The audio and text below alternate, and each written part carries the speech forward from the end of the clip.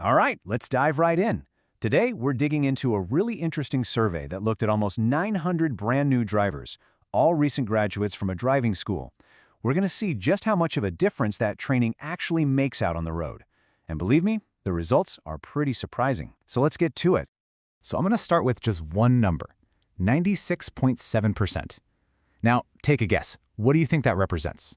Is that like the pass rate on their driving test? Maybe the number who feel more confident? It's actually something way more important. It gets right to the heart of what real road safety is all about.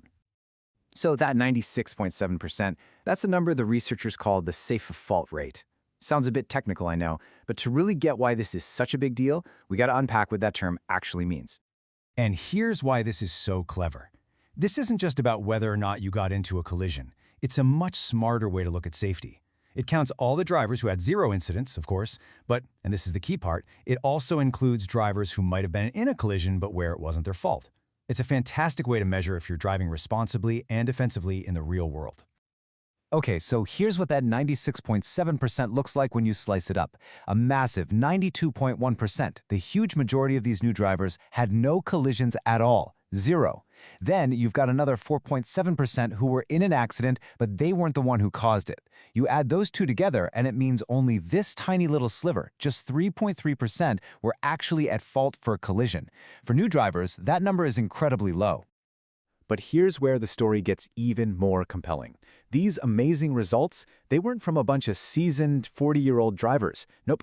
This was achieved by the exact group of people that national statistics tell us, year after year, are the absolute highest risk on the road. And hey, don't just take my word for it.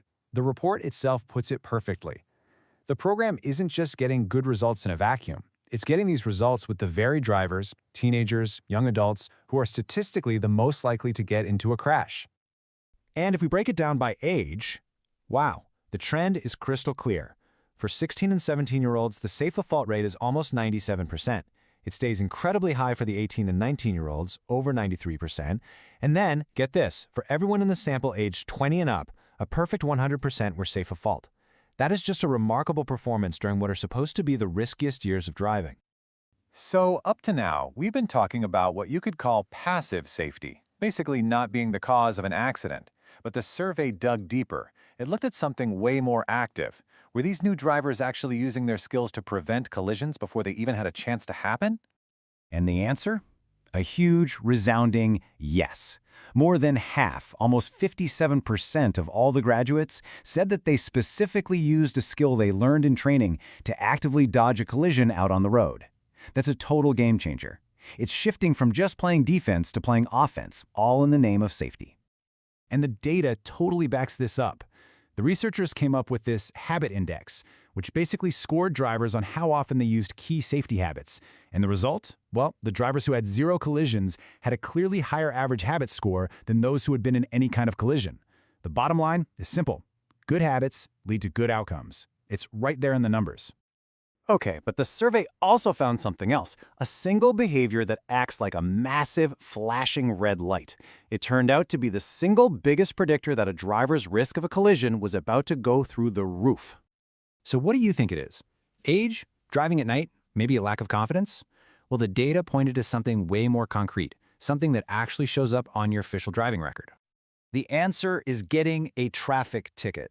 So the survey split the drivers into two buckets. The 94% who kept a clean record and didn't get any tickets, and the small group, just under 6%, who did get at least one ticket. The difference in what happened to them next is, well, it's staggering. So first, let's look at the huge majority of drivers who stayed ticket-free. Their collision rate was a very, very low 6%. That fits perfectly with the overall safe performance we've been talking about. But what about that other group? For the small group of drivers who got just one ticket, their collision rate jumps to nearly 40%. Let that sink in for a second. Getting a single ticket was linked to a collision risk that was more than 6.5 times higher. That's not a small difference. That is a powerful, direct warning sign. Okay, let's take a breath.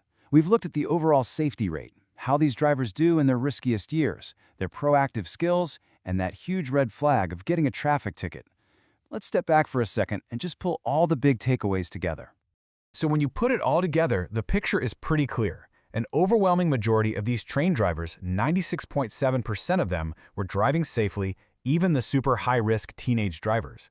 And at the same time, the data gives us this unmistakable warning. A traffic ticket isn't just a fine you have to pay. It's a sign of a massively increased risk of getting into a collision. Now, in the spirit of being thorough and transparent, no study is ever perfect, right? The researchers themselves were really upfront in their report about a few limitations that we should probably keep in mind when we're looking at these incredible numbers. So first, the data is all self-reported, which relies on people's memory. Second, there wasn't a control group of untrained drivers to compare these results against directly. And finally, the amount of time each person had been on the road since their course was different. These are all important for context, for sure, but they don't really erase the powerful trends that we've just seen in the data. And all of this really leaves us with one final big thought. The evidence here is pretty strong that structured, habit-based training can make a huge positive difference in keeping new drivers safe, especially when they're most vulnerable. Which kind of makes you wonder, doesn't it? If this is the benefit of good training, what's the true cost to all of us of an untrained driver out there on the road?